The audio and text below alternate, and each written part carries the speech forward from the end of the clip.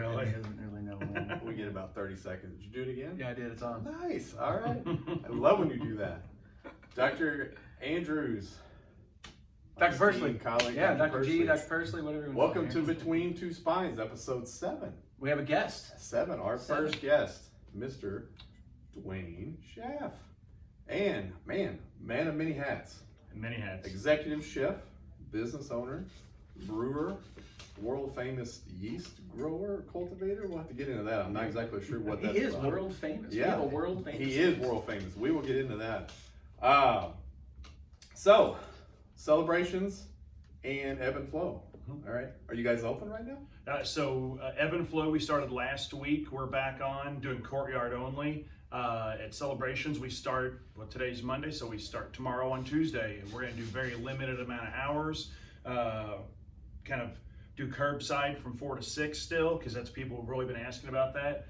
And then we're going to do indoor dining, say 3 tables or so, 4 tables, roughly 20 people, and do them inside tasting menu for the first week or so.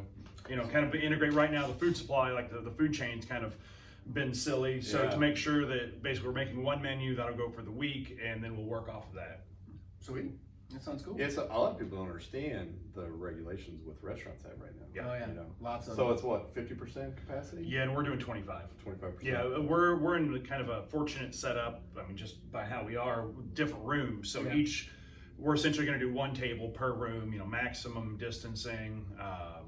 And yeah, so that you have to sanitize religiously. Change out, especially with tablecloths, we have to change tablecloths out in between everything. Usually we do 2 cloths. We're going to kind of switch to 1 for now, just so there's less to take care of in that respect. But so you block off parts of your bar every other seat? We actually aren't doing any bar for that sake. Just done with Yeah, so it's just for now. Yeah, we've moved the stools out. And isn't that crazy? This whole thing. Well, and I hate to even talk about it. I'm sorry, guys. We've got to talk about the virus for about 5 minutes. But that's interesting. But yeah, so in Ebb, we essentially, everyone's outside. So it's outdoor dining only for now.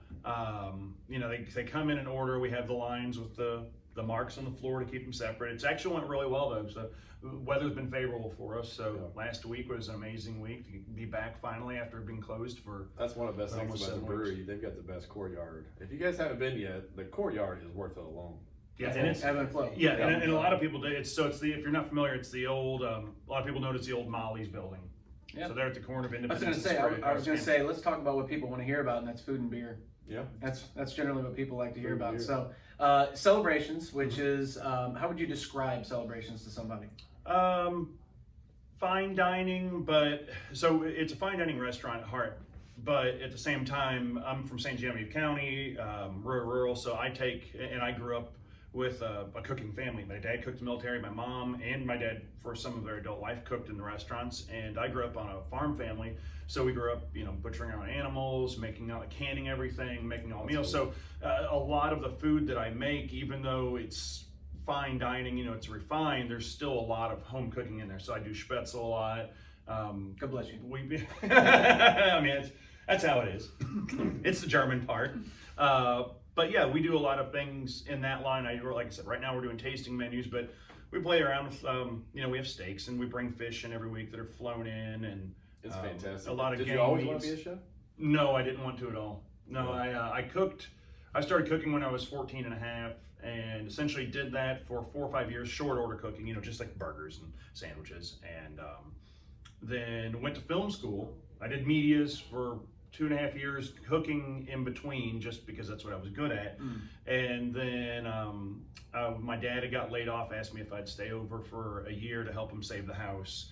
And after them taking care of me for so long, I decided that was probably the one thing I could do to make up for all that. And I had a place in St. Genevieve County. Now it was Windsor Meadowview. Now it was a tiger refuge up there, like part of the Crown. So anyway, that building, I came back into that. I got a job there. It was a couple miles from my childhood home, and absolutely wanted nothing to do with it. But it was close and I could do it. So I went down there, found out I actually kind of enjoyed fine dining, and again, I was proficient at it. I was good, and had a couple good mentors there. Got a call from James and Pat Allen down here. And that was in September of '98. And that's September 23rd, '98. I moved here. So, I mean, we're talking, this year I'll essentially have been in that building working for half my life. Well, when you put it like that. It's a weird concept. Yeah. Well, you said something about the tiger rescue. I think that's a big topic nowadays, apparently. Oh, with the There's a tiger show on Yeah. Netflix? I haven't watched it. I haven't Oh, watched you it. I haven't? don't want Neither to. of you? No, I I watched- haven't. we watched the first episode a couple of weeks ago, and I was like, I don't know. I'm No, not you got to into get this. past episode 1. Yeah, Normally that's when they want to hook you. No, well, episode 1's the there's the foundation. And then, so, every home has a foundation. Every building does. So there's the foundation to it. And then for some reason, normally you have a straight sided walls like this. Well, these walls are turned like that and twisted and spent up. So like by episode 3 or 4, you're like, what? This is not. Maybe I'll real. get back around to I'll have to it. watch it. Just shake. You're gonna shake your head. It is the most surreal. They're coming out with a movie and Nicolas Cage is playing that guy. And I he's- would probably watch that. And he's pissed about it. Not Nick Cage. Oh, Nicolas Cage. The other actual. guy? Yeah, the 'Cause guys. he doesn't like Nick Cage. I guess he Like, doesn't think he's oh, gonna do him justice. I think George Clooney should have played me. Honestly, that's about how it is. This guy is that guy. Hey, that if you're gonna have a movie about your life, who would play you? Yeah, not to put you on the spot. Oh, what about that you? is a fast What one. about you, Doc? Man, that's That's a tough put one, on the isn't it? spot question. Yeah. the one person I was always told I had some similarities to is Ethan Hawke. Ethan. That's when I used to have hair that flopped down. I think I would be Dwayne the Rock Johnson. I think that's. Oh yeah, you can pull. You know who I get said I look like all the time? I think you even Who? maybe said What? Jeff Fisher. Man, I don't even know who Jeff Fisher is. but Non-stop okay. Jeff Fisher. I bet I've got that No offense to Jeff 2 Fisher. dozen times in my life. Yeah. I don't watch movies Or- very you often. say so- no offense to me. No. You say 2 different times in your life. Yeah. 20 different. No, it's Oh. nonstop. Yeah. I've had people ask for autographs, stop me. Even like we went to Mexico not too long ago, and someone in the pool was like just staring me down and came up and was like, "Are you Jeff Fisher?" No kidding. I've been like, yep, I sure am. Yeah. I've had people stop like playing golf. They'll hold up, like they'll see me teeing off, and they think, "Hey, is that Jeff Fisher?" Now it was more back when he was coach of the Rams, obviously. Now I don't think anyone cares. Like, oh, is that Jeff Fisher? I'm gonna stay away Oh, from Jeff him. Fisher, the coach there. Yeah. Now You I gotta put it get you gotta together. get an embroidered Rams. not Jeff Fisher, yeah. No, now you gotta get one that says Jeff Fisher. And Oh, just yeah, go around just with go it. around. Now I know it. Okay, now I I did put it now I off put it once. together. I Yeah. I could see that a little Yeah. bit. I mean, at least get a free beer here and I there. know. Yeah. Free beer, yeah. But everyone hates it now, so I don't know if I want to do that. That's true. You need to change your look. Shave, Yeah. like me. So, All right, Ebb and Flow. Let's go to the Ebb to and the Flow. brewery. Yeah. So, how long have you been brewing? I know it. You got commercially or at home? Yeah. Home. I mean, so at home, 13, 14, 15 years, something like that. So I've not seen it, but I've heard rumors you have petri dishes, and it looks like a huge science experiment. Yeah, the peach. I don't do as many petri dishes the last couple of years. Just since starting Ebb, I don't have the time to Explain isolate. that to them. So you have to get the cultures. And Yes. then how does that work? So whenever the whole thing started I was already a yeast nerd. So in beer, That's something not very many people can say. A yeast. Or I mean, want to. yeast nerd. Got it. Okay, keep going. well, to me, it's so there's differences. Say there's beef, chicken, pork, lamb, right? You have your 4 meats. They're all meat, but they're different. Yeah. Yeast is the same way. They all give off different esters, which is the fruity aromatics you're tasting, or phenolics, which are like peppery or spicy, or in a bad case, like smoky or burnt. So they each give off those plus other things. So it's kind of like the pantry for a brewer. So you can take different yeast, add them to one. If you take a Pilsner and a Saison, they're basically the same beer. One has a POF positive, which is phenolic spicy. That's a Saison. The other one would have a lager yeast, which is very neutral. So. And I've gone cross-eyed. All right. Most people don't realize that when they're drinking a beer, how much science actually goes into that. Yes, They don't think there's about it. They're just like, tons of- oh, it's a good beer. And it's like, you have no idea how much science goes into it, which that was the tip of the iceberg. Yeah, that's just the tip. Just a little bit. And so what? We what could talk for hours on that. Yeah. I have. Yeah. That's right. Yeah, and we touched on that at the beginning. So you've traveled, you Mhm. presented, you I traded. sadly, I didn't get to do my Oh, 'cause the COVID. whole- Yeah, I was supposed to yeah. go to Amsterdam this year and do a presentation at Brettanomyces Carnival, which is basically Brettanomyces means British fungus, and that's a wild yeast, and so it's that in the carnival. So it's So you had basically a wild yeast carnival. yes, in, Wow, that in sounds like a heck Amsterdam. of a good time. That Yeah, does sound like a good it's thing. basically a Yeah. bunch of Let's yeast get nerds tickets from to around that. the world. And I get to I'm going to the wild yeast carnival. People would be like, dang, Wild that sounds yeast cool. carnival. What is that? You gotta come. Exactly, and it's in Amsterdam. There you go. So there's worse things. So, but there's breweries all over the world using your strains. that Yes, you- so there's a collection of yeast that I put together called Mud King, and I've shared that with. Where'd you get that from? No, that's so. There's parts of it are mine, cultures that I isolated here in Cape. Some Like of from them where? are Your yard? my yard By and the like river? dandelions. So one of them was literally I just put word out overnight and caught yeast and bacteria out of the air, and then that's whenever I taught myself to plate them out because you had to go towards find an isolate, a single yeast in there. Yeah. So you'd streak it out, and then you'd pull one off, and you do it again, and eventually you isolate one strain. So there was that in there, one of my dandelion cultures, and then another one that I isolated out of a Spanish wine, a natural wine that I liked. That's amazing. And then blended that with a bunch of other isolates from friends across the country. So the idea was kind of like playing the game of telephone. We were going to make this blend of all wild isolates, and then I was going to ship it to all these people. They were going to brew with it and basically leave it open top to encourage their local yeast and stuff to get into it. Then they were going to ship it to a person. And so it happened a couple generations like that. But I shipped it to like 250 people. It was it's on 6 continents. Was it 45 countries and 37 commercial breweries? Wow, that's awesome. Yeah, and one brewery outside of Amsterdam actually integrated it into their main culture. So pretty much all their beers have that in it. That's awesome. So you got your little touch on a whole lot of Yeah. stuff. I need to do something cool like that. We're doing Yeah. miracles every day. Miracles every day. Every yeah. day. That's pretty cool. Yeah, people are probably wondering when are they going to figure out, or when are they going to get to the point of why they have a guy that's a brewer and a chef and owns restaurants on a Between Two Spines chiropractic show. Yeah. And really the reason is because in the restaurant industry you can make healthy choices, and the fresher the food is, like he does amazing things at celebrations. There's great food at Ebb too. Like he has some Oh, yeah. pickled vegetables that are phenomenal. Yeah. Well, they'll come back. They're off at the moment. They'll come back. We're waiting for the season, for the fresh season to start. Yeah, people don't realize that either a lot. It's like my kids go, "Hey, can I have watermelon?" We're like, "Well, it's not watermelon season." Yeah. It's, Well, there's watermelon there. yeah, well, Trash that's melons, not- Trash melons? Is that what you call them? Trash melons? Is that like a trash panda?